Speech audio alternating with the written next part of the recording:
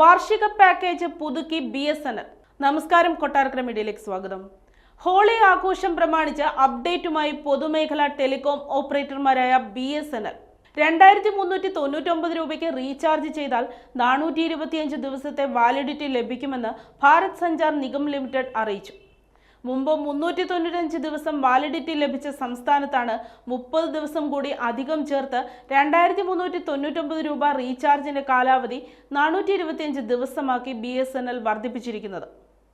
അതേസമയം 2399 രൂപയ്ക്ക് റീചാർജ് ചെയ്താൽ BSNL പ്രീപെയ്ഡ് ഉപയോക്താക്കൾക്ക് 425 ദിവസക്കാലം ദിവസം 2 GB data, 100 SMS, unlimited call എന്നിവ ഉപയോഗിക്കാം.